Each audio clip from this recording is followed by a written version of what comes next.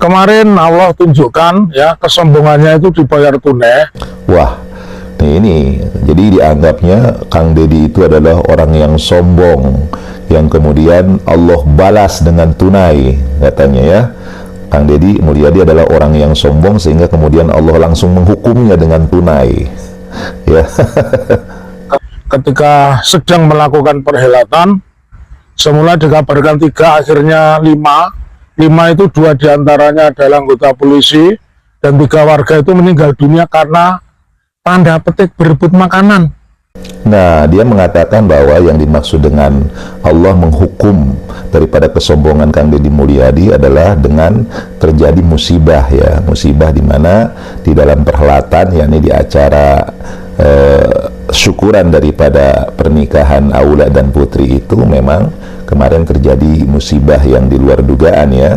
Ada 3 orang yang meninggal, yang salah satunya anggota Polri ya dari Polres Garut, dan juga ada 26 yang terluka-luka. Dan dia mengatakan ada 5, ini hoax lagi nih orang nih ya, mengatakan 5 orang yang meninggal. Ini orang nggak baca berita ya. Yang meninggal itu 3 orang, Pak Taufik ya, yang anak kecil, ibu-ibu 61 tahun dan salah satu anggota polisi ya. Pak Taufik, Anda kan pengacara, maka menyampaikan berita itu harus akurat, jangan hoax Pak Taufik.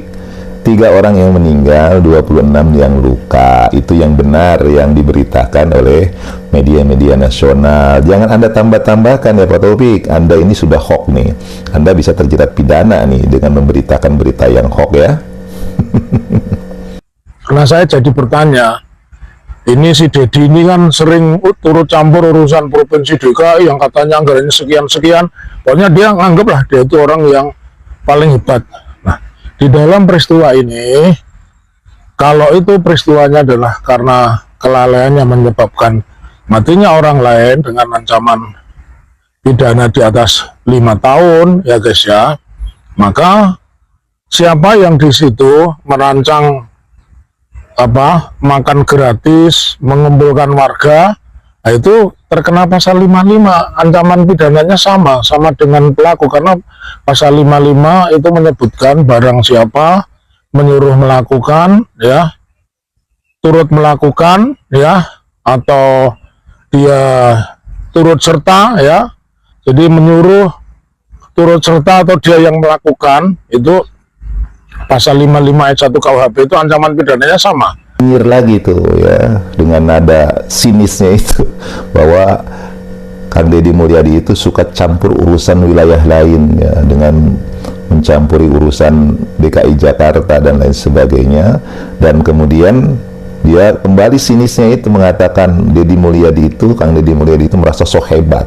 Jadi bener-bener ya orang ini ya, dari awal aja udah sinis, penuh dengan kebencian ya, ucapan-ucapannya hoax ya, kelihatannya seperti itu tuh.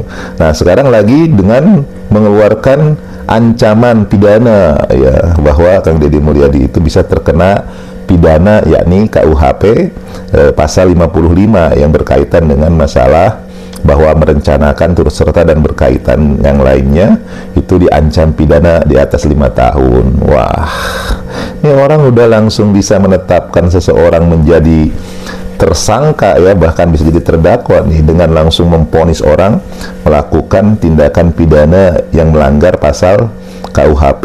Luar biasa nih orang ya, udah lebih daripada penyidik nih, mentang-mentang pengacara ya, Masya Allah. Apa Taufik, itu ada mekanismenya, kita serahkan kepada pihak kepolisian ya. Kalau kita lihat daripada apa yang terjadi di lapangan, Kang Deddy Mulyadi itu tidak ada di tempat pada peristiwa itu terjadi. Beliau sedang melakukan kegiatan-kegiatan lain. Jadi bahkan beliau dalam pernyataannya tidak mengetahui bahwa akan diadakan acara makan gratis itu, karena hal tersebut sesungguhnya yang akan diselenggarakan itu adalah pentas budaya malamnya yang akan diselenggarakan, bukan pada saat itu. Nah, tetapi warga itu antusias hadir di situ pada siang harinya karena mungkin khawatir tidak mendapatkan tempat. Nah, berkumpulnya warga tersebut itu kemudian itu atas inisiatif daripada Aula dan juga Putri Karlina, mereka menyiapkan makanan. Nah, itu dalam penjelasan Aula itu dijelaskan demikian. Sebenarnya kegiatan ini sudah disampaikan ke saya dan saya melarang. Jadi ini ada Rijal waktu itu, saya datang ketemu saya melarang, saya hanya menyetujui 2 kegiatan. Yang pertama adalah kalau kegiatan resepsi kemarin, gitu kan, karena memang itu direncanakan. Kemudian yang kedua, karena saya punya tradisi berkeliling ketemu warga dan acara pribadi saya bertemu warga Garut, yaitu malam ini yang saya setujui.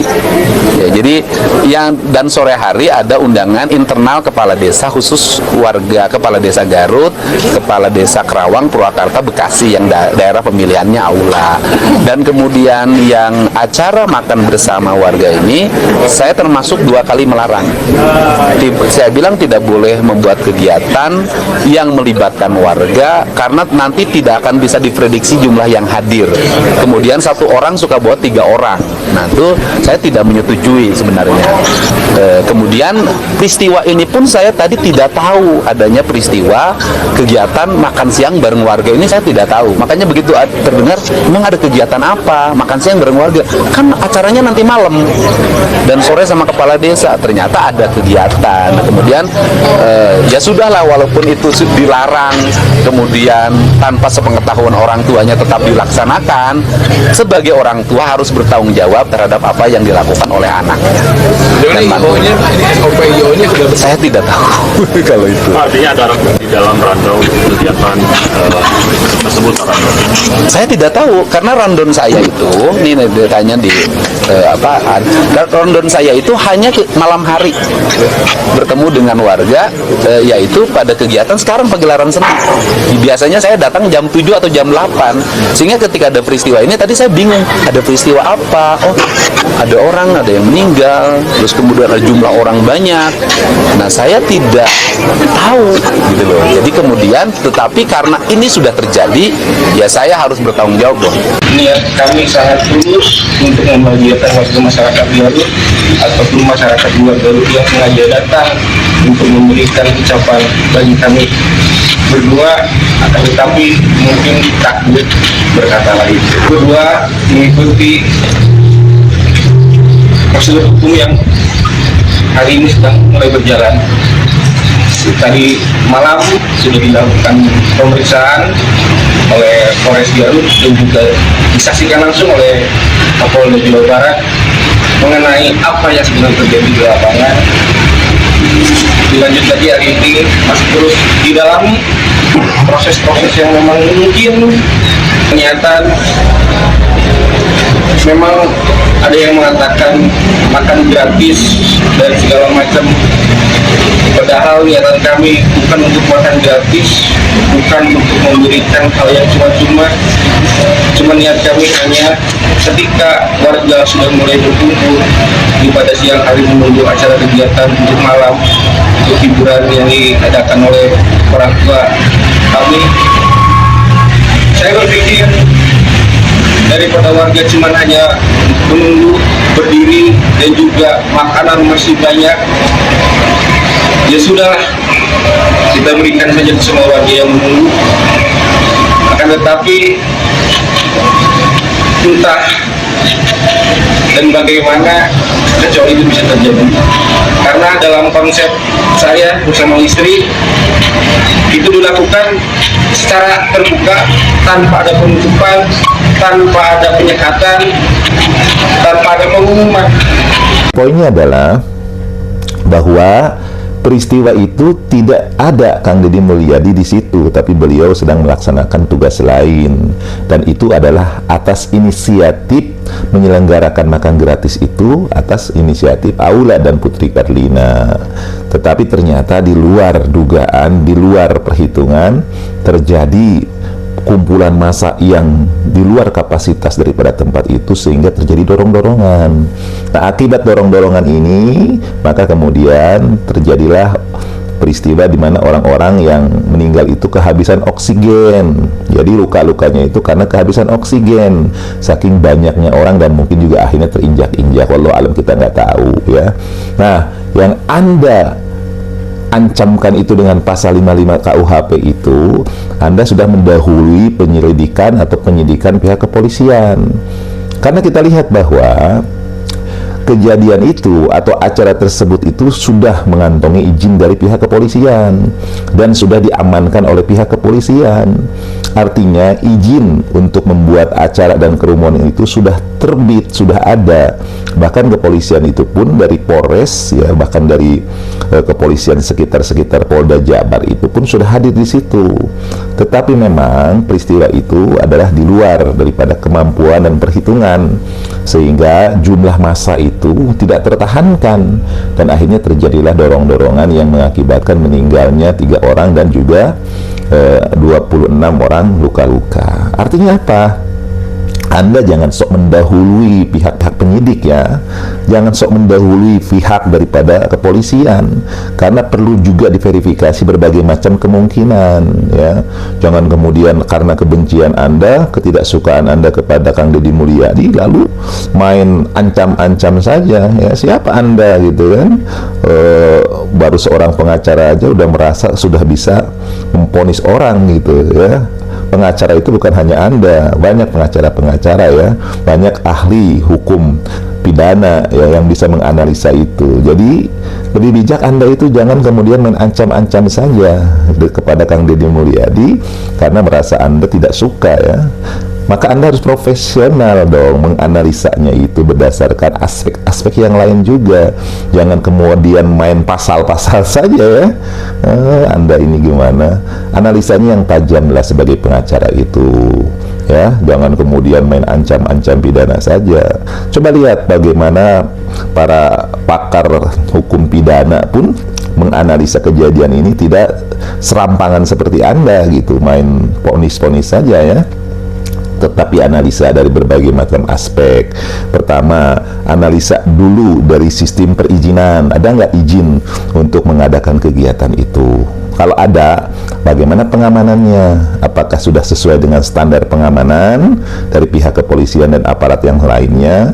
Maka kemudian setelah itu, peristiwa itu apakah karena kelalaian atau memang kondisi dan situasi, artinya sesuatu yang di luar prediksi. Kalau itu terjadi di luar perhitungan padahal sudah dipersiapkan perizinan dan juga keamanannya, itu artinya kondisional atau terjadi sifatnya disebut musibah. Artinya itu adalah terjadi di luar kemampuan kita manusia, begitu. Jadi kalau dikatakan kelalaian, yang lalai tentu adalah pihak keamanannya yang tidak mampu mencegah padahal sudah dipersiapkan standar-standarnya. Jadi dilihat dari berbagai macam aspek ya. Jangan kemudian main menuduh orang karena kebencian gitu loh. Tapi dilihat dari pertama perizinannya dulu. Bagaimana izin untuk mengadakan kerumunan itu, apakah memang sudah disetujui oleh pihak-pihak yang berwenang, dalam hal ini kepolisian misalnya. Kedua, bagaimana pengamanannya, apakah sesuai dengan standar pengamanan. Nah, kalau sudah seperti itu kemudian terjadi insiden atau tragedi ataupun musibah, maka ini tidak bisa kemudian menyalahkan pihak penyelenggara, namanya juga musibah. Maka sikap kita adalah kita kemudian mengucapkan innalillahi wa inna ilaihi raji'un. Maka ketika terjadi musibah, itulah namanya takdir ya. Maka jangan mendahului penyelidikan daripada kepolisian, mentang-mentang Anda adalah pengacara ya.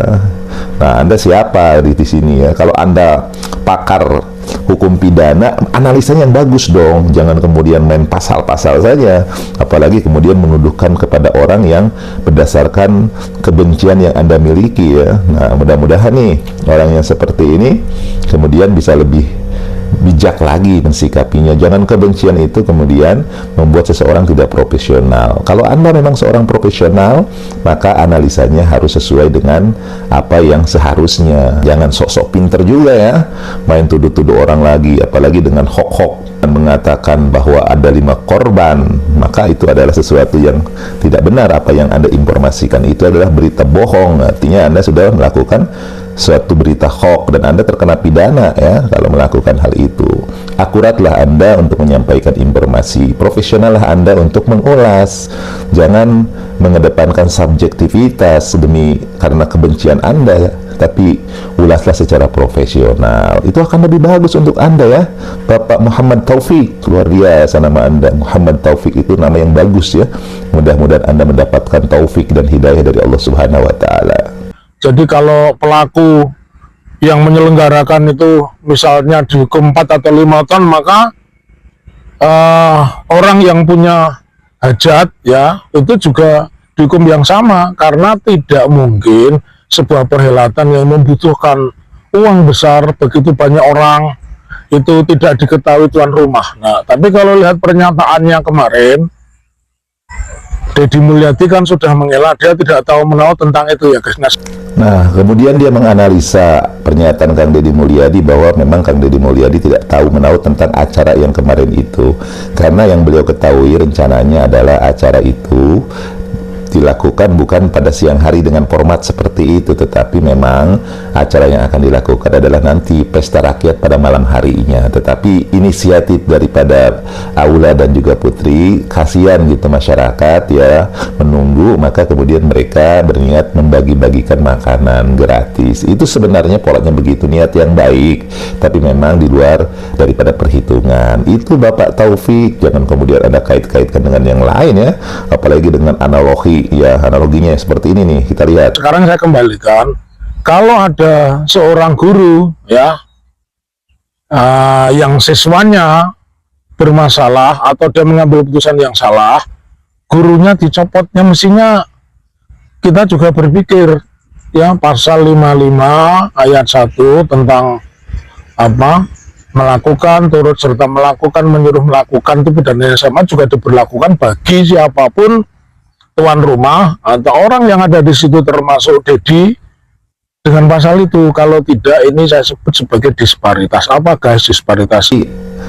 Dianalogikan dengan masalah guru dan murid, guru yang lalai kemudian gurunya dicopot gitu karena kelalaian daripada guru itu, maka diterapkan pasal 55 ayat 1 katanya begitu. Wah, analisanya jauh sekali ini Bapak Muhammad Taufik ini ya, menganalogikannya ya, berbeda atau Bapak Muhammad Taufik.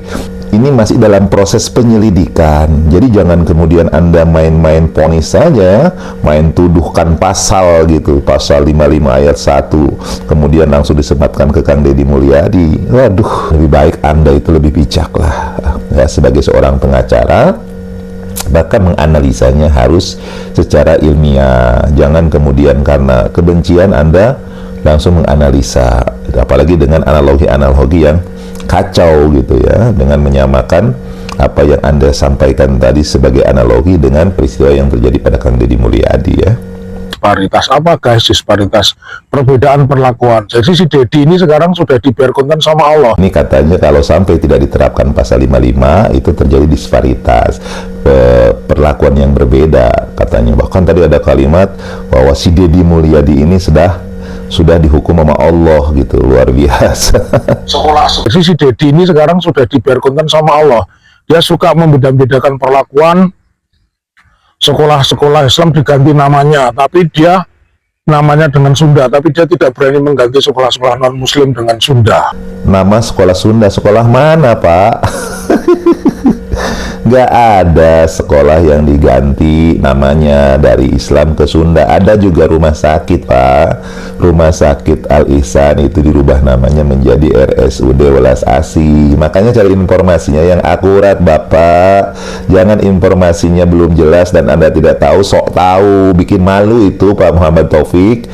Pengacara kok tidak bisa mengambil data yang akurat, datanya kok malah data-data hoax, data-data palsu, keterangan-keterangan yang justru menunjukkan Anda itu tidak paham tentang permasalahan ya.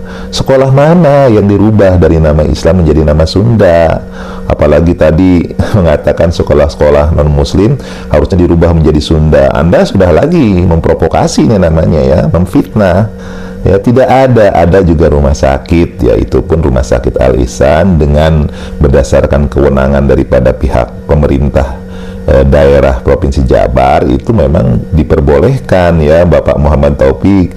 Sekali lagi Anda sebagai pengacara ini harus akurat menyampaikan informasi dan berita, jangan jadi fitnahan ya. Anda akan terkena pasal kalau seperti itu. Pengacara itu nggak boleh seperti itu, pengacara yang profesional itu.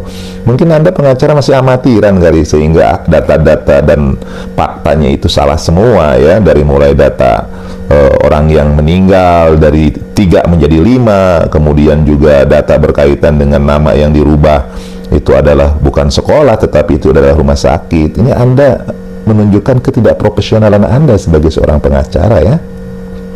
Ya, sekarang semua kesombongan, semua yang menganggap dirinya hebat dibayar tunai. Ini katanya kesombongan dibayar tunai. Yang sombong itu siapa? Anda yang sombong. Kang Deddy Mulyadi itu hanya menjalankan program-program yang pro rakyat. Yang rakyat Jawa Barat itu sangat-sangat bangga, sangat-sangat bahagia, sangat-sangat mendukung program Kang Deddy Mulyadi. Anda ini warga mana? Warga bukan warga Jawa Barat kok sok-sok tahu tentang Jawa Barat.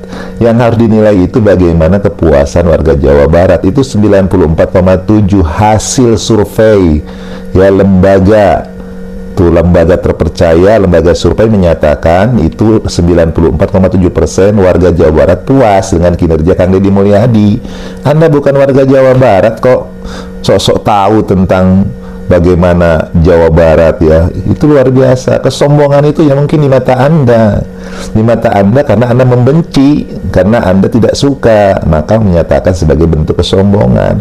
Kang Deddy Mulyadi sudah menjalankan program-program beliau dan menghadapi berbagai macam hal yang secara hukum ketatanegaraan itu beliau lakukan. Misalnya dipanggil oleh DPRD, beliau datangi DPRD dan jelaskan tentang permasalahannya. Kesombongannya di mana letak kesombongannya? Beliau hanya mencintai rakyat Jawa Barat dan ingin mewujudkan Jawa Barat yang istimewa. Anda siapa?